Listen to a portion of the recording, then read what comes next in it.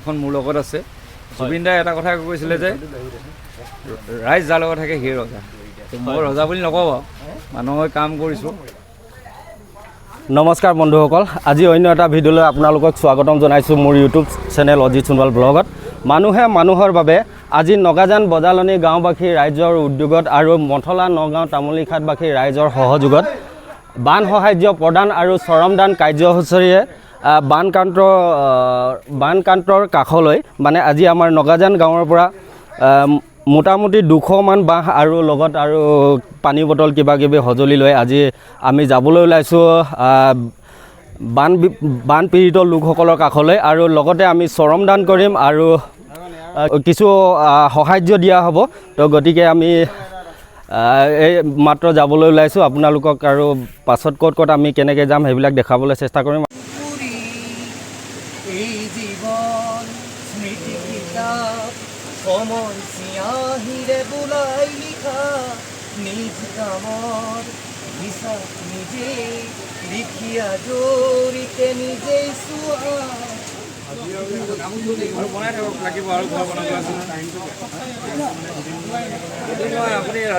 নমস্কাৰ আপোনাক। আপোনাৰ আদৰ্শ দেখি আমাৰ নগাজান বজালনী তামুলীখাট আৰু তেনেকৈ গাঁৱৰ পৰা আপোনাৰ আদৰ্শ দেখি আপোনাক আজি সঁহাৰি জনাবলৈ আহিলে।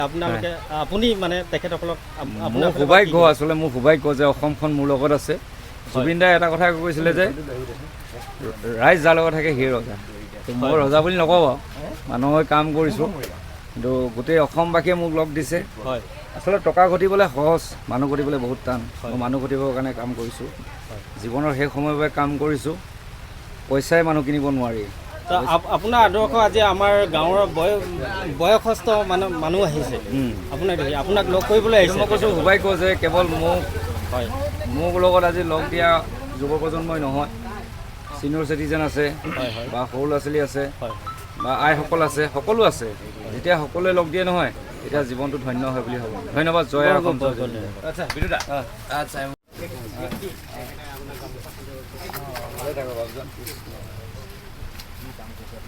ধন্যবাদ।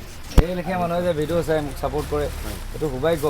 টকা মোতকৈ মই টকা একোডাল ঘটা নাই, মানুহ ঘটিছোঁ। কোটি টকাকেইটাই মোৰ লগত পাত্তা নাপায়, চিধা কথা।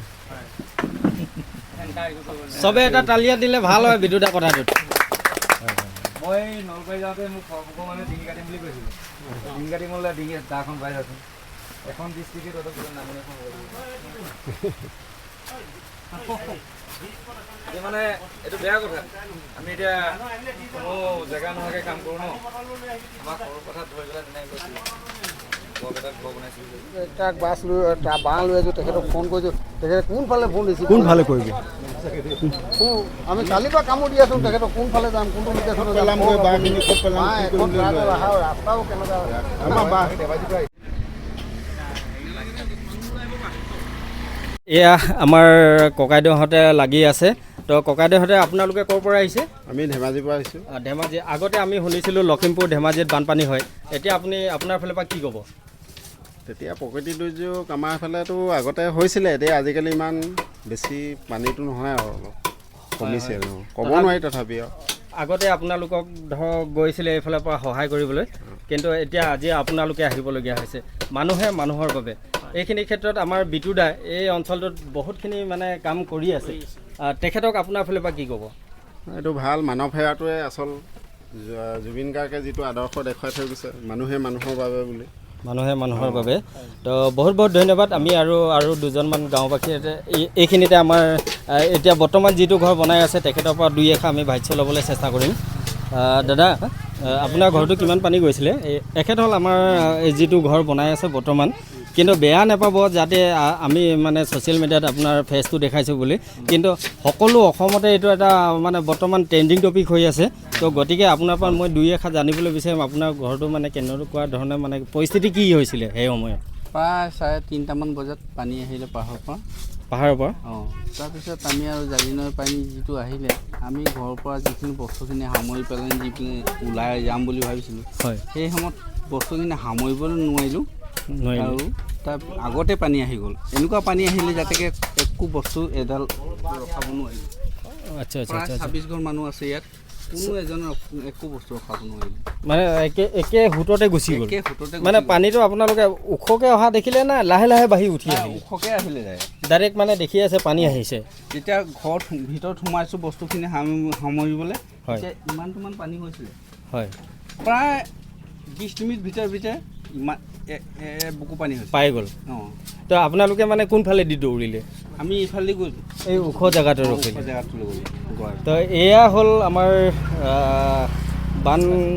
বানপীড়িত লোকসকলৰ ভাষ্য আপোনালোকক আমি আৰু দেখুৱাবলৈ চেষ্টা কৰিম জেগাডোখৰ নাম কি আপোনালোকৰ আমাৰ এইটো চেলেং চুমনি পথাৰ বুলি কয় চেলেং চুমনি পথাৰ হা ঘৰৰ তো ভেটি হয় এয়া ঘৰৰ ভেটি ঘৰ ভেটিটো মানে এইটো আছিলে গোটেইটো ইয়াত ঘৰটো আছিলে আপোনাৰ ঘৰটো আছিলে আমাৰ এইটো এইটো গোটেই ঘৰটো মানে চব উটুৱাই লৈ গ'ল উটুৱাই লৈ গ'ল চকুৰ আগতে লৈ গৈছে আৰু কৰিব নোৱাৰি এইটো আৰু ক'বলৈ গ'লে এইটো এটা মায়া আমি যি দেখি আহিছোঁ আমি আগতো মানে আহিছোঁ সহায় কৰিবলৈ আগত কিন্তু মানে যি পৰিস্থিতি দেখিছে এইটো মায়া কাৰণ ইমান পলস হৈছে জেগাই জেগাই কিন্তু এই জেগাবিলাকত পানী হৈছে বুলি ক'ব নোৱাৰি আপুনি দেখাই দিয়কচোন অকণমান এই জেগাটো চাওক আপোনালোকে এই জেগাটোত যে মানে পলসে যে ঢাকিছিলে বা বানপানী ইয়াত বুৰি গৈছিলে ইয়াত অকণমানো মানে চিন এটা নাই তো গতিকে কি বুলি ক'ব এইটো মায়া বুলি ক'ব নে প্ৰকৃতিৰ ৰুদ্ৰ ৰূপ